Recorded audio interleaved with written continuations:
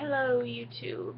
I know that I haven't recorded a video in a little over a week, maybe 2 weeks, but things have been going on and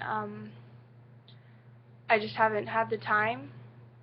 I know I kind of look shitty right now, but I just wanted to be 100% real with you guys. I wanted to talk about what it's like to lose a pet. So I have had my dog Diamond for about 11 years. I got her from my cousin Penny when she was she was old enough to be away from her mom. So I've had her since she was really little, and she has been the best dog. I am very grateful that I had so many years with her. I'm sorry, I'm just trying to find my train of thought here. She actually was kind of amazing. I mean, she loved all my animals, whether it was my two other dogs, my cat. We have 2 rabbits, and she loved them more than anything. She would lick them and lick them and lick them and love them. My leopard gecko, she was obsessed with. Even my hermit crabs, she used to try to lick them, and they just weren't having it. Like, come on. I mean, a giant dog licking a tiny little hermit crab. They didn't like it too much, but she loved everything. She wouldn't hurt a fly. She was just a good dog. I mean, she was really funny because she would come up to you, and she'd try to get your hand with her paw, and then you were like, "What, Diamond? What do you want?" And she just wanted to hold your hand. She'd sit there for hours and just have her paw in your hand. That's all she wanted. She just wanted to hold someone's hand. And she had such a strong connection with my other female dog, Darby. Darby is a Sheltie, and she's about 13 now. So I know I'm going to have to go through this, in the next few years. Whether it's this year, next year, or the year after, I know it's going to happen again. But her and Diamond, there was, this unbreakable bond. No matter what, they loved each other. They would clean each other's ears. They couldn't do anything without each other. So that's just a little bit about Diamond. I lost Diamond this morning. Now, yesterday we took her to the vet, and I've noticed that she wasn't feeling well, and she was getting skinnier. Now, dogs, when it's hotter, which it's very hot out here in California right now, they start to lose weight a little bit, here and there, not too much, because they don't eat as much. And usually they used to eat, they wouldn't really want to eat in the morning when it's a little bit hotter, but they eat more so at night. So I kind of just thought it was that at first, but then I noticed, she was getting sicker and just skinnier, and she didn't look good. So we took her to the vet, and 2 years ago she had cancer, and it was on her knee. And I thought, okay, well, maybe her cancer came back. I wasn't really prepared for it, but I knew that I wanted to make sure that she wasn't suffering and that she was okay. And we went to the vet, and the vet came in the room and everything, and she checked her out and tried to see what was wrong with her. And she looked at us and she's like, "Look, right now, in all honesty, she's skinny. It's rapid weight loss. I think she probably has diabetes." Now, I'm really sorry that I'm looking down. I know I should be looking up, but it is what it is right now. I'm really sorry. I'm very out of it. But, she has diabetes. You I'm going to have to run some blood tests to see, and then also, we don't know what else we're going to find while we do the blood tests. And, she was like, well, maybe let's just do a urine test first to see if it is diabetes. Because if it is diabetes, you have one of two options. You can either give her insulin shots 2 times a day, come every couple weeks, and get her blood drawn to see where the levels are at.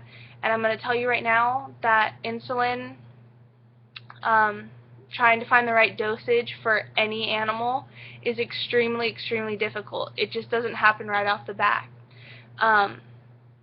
So there's that option, and that might not even help, or putting her down. Now, I knew that eventually we were going to have to, especially, a couple years ago with her cancer. I just knew, because of where it was, it would probably come back. And that's what, the vet told us. So I've been constantly preparing myself for it, to make that decision, because she is my dog. Even though it's just, my mom and I, and it's her dog too, majority so, she was my dog, and it was my decision. So I really had to think about it. But, she took her back there, did her urine test, and, she came back and she said, yeah, she has diabetes. The other thing that was wrong with her was that, as dogs age, as do people, they, their eyes go, and, when you're a certain age, okay, you need glasses. Well, you can't get glasses for dogs. But she had already started to go blind when it came to being at night. So when it came to it being darker, she really couldn't see, because she needed more light. She can't, her night vision was pretty much gone. And I knew that, one, Diamond didn't like riding in cars. They were very scary for her, so the thought of going back and forth every couple weeks to try and get, her blood work done, that just wasn't going to make her quality of life, happy. If we're going to give her shots twice a day, okay, but she hates needles. She doesn't like it. They make her uncomfortable. I can't do that to her. I can't give her 2 shots a day, knowing that I'm just doing this because I want her to survive longer.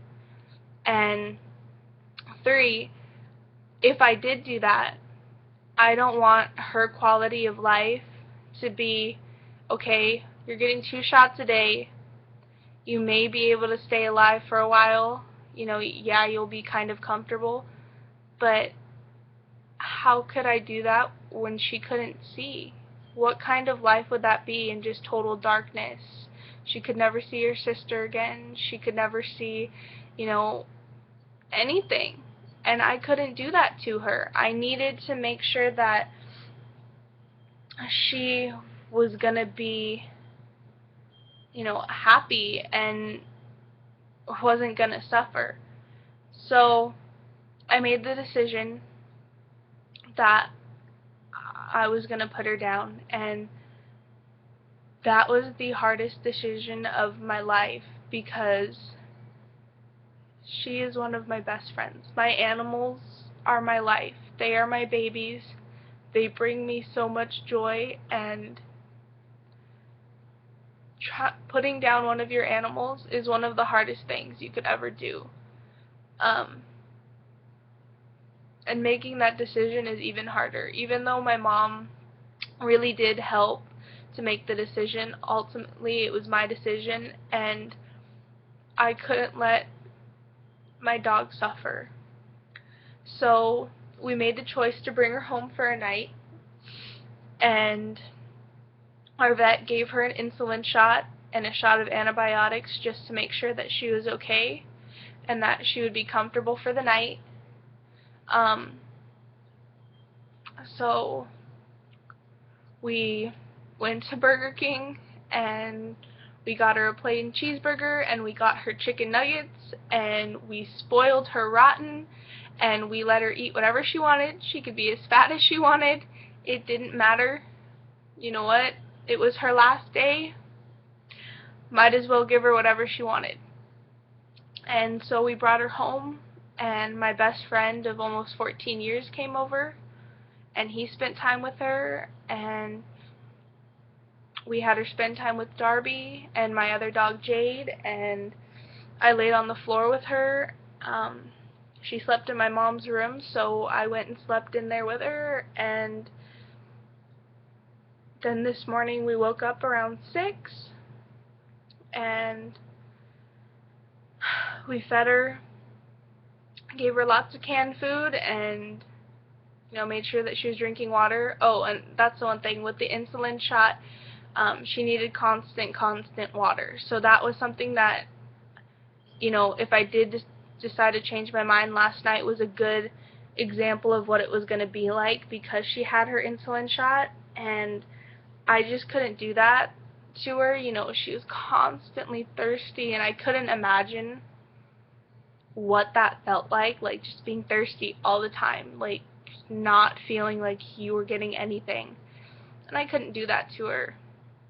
So I made sure that I stuck with it, that I wasn't just going to change my mind for my own selfish reasons. And we just spent time with her this morning, and we took lots of pictures, and we got in the car around 7:30, got everything done, and we went over there.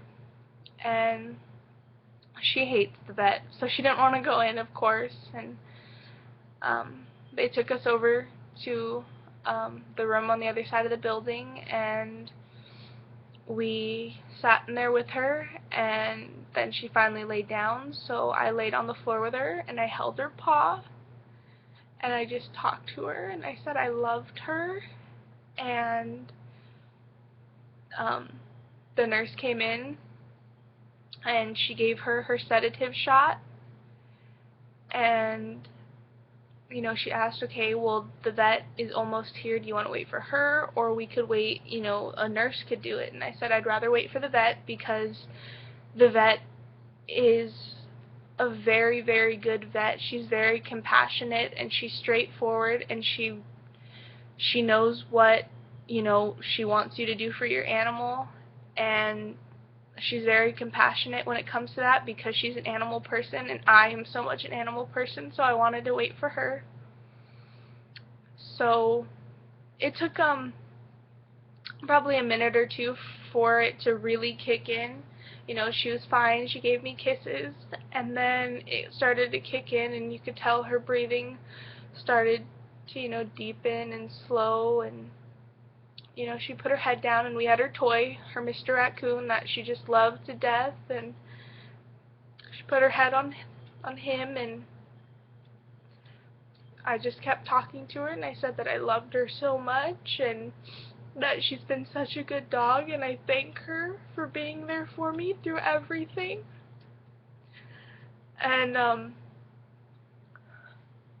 then the vet, sorry, I don't want to say her name, but the vet came in, and so did the nurse, and I stayed on the floor with her, and I held her paw, and my mom held her other paw, because she loved people to hold her hands, and she just kept staring at me. She had these pretty brown eyes, and she kept looking at me and kept telling her I loved her. And when she gave her the shot, I looked, in her eyes, and I said, Diamond, I love you. It's okay to go. I'm gonna miss you so much, and I will always love you. And she took a breath and her eyes closed, and the vet felt for a heartbeat, and there was no heartbeat. And in that moment, I was so broken, and I still am. I mean, it hasn't been that long, but I wanted you guys, to see the first impression of what's really going on and how it feels. And it's a very hard thing that I am going through because she was my baby and I loved her more than anything. But I am glad that I had that experience because I know what it's like, and that has helped me to a point start to come to conclusion on what I really want to do once I graduate high school. I've always thought about being a veterinarian, and maybe I will. My biggest fear was always to put someone's animal down, and I think that it is a very heartbreaking experience, but I know that I could do it, and I know that I could be there for someone. The vet that we go to, that was very comforting to have her there, and I want to be that for someone. For anyone who's ever lost an animal that they've had to make the decision to put them down, anything, that is a family member, and it is. They loved you unconditionally for however long. And the one thing I really want to say is that what the vet told me, and I've always known this, but I really wanted to put this in this video, that no matter how long you've had your animal, whether it was 3 weeks, a month, 6, a year, 11 years, whatever, however long, because an animal's life goes so much faster than you do. Like, for example, Diamond, she was 11, but that's 77 in dog years, you know what I mean? She was old, but that was her whole life. You were her whole life, and even though maybe I only had her for 11 years, for those 11 years, they were the best years of her life. We gave her unconditional love, and she gave us unconditional love.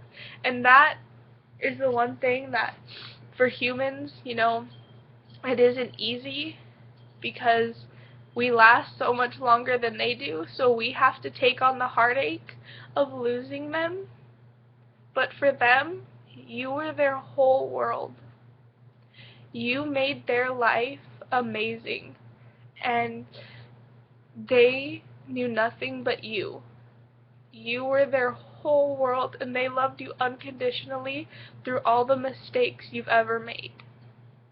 You made their life worth living. And even though I am going to miss Diamond terribly,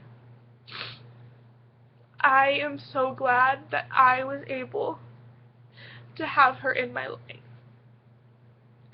Losing any animal, someone or something or anything that is so close to you, it's very heartbreaking, and I know for the next few days, maybe the next few years, I am going to be very broken, but in a way, I am very happy that she is free and that she won't have to suffer. Diamond, I love you more than words can express. I will never forget, looking at all those puppies and seeing you. You had this cute little diamond-shaped white spot on the top of your head, and you have been the light of my life. You have helped me through so much. You have made me smile when all I could do was cry. And I am so proud to be your owner. And I don't even want to say owner because you were one of my best friends. You knew all my secrets, and you have saved my life many times over. When I felt so sad, when my grandma died or my aunt or anything, you were always there to hold my hand. And I would have always been there to hold your paw. And I was there today. I told you I was never gonna leave you. You were never gonna be alone. So everyone, I just wanted to make this video so that way you kind of saw what it's like to lose an animal, and it isn't easy, and it's very hard and heartbreaking. But I want you all to know that owning a dog, a cat, rabbit, fish, anything, it makes your world brighter. And yes, it hurts to lose something, to lose a soul that you became so connected with, but it's so worth it. It's so worth it because it brings you so much light. I just hope that you all understand that, life does go on, but you just have to keep going. And, I don't know when I'd ever get another dog. I mean, I still have my 2 girls who I love more than anything.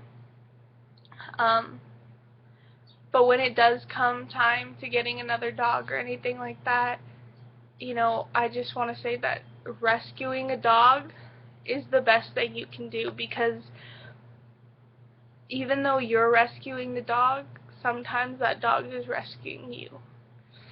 I all hope you have a wonderful day, and that's it. Bye, guys.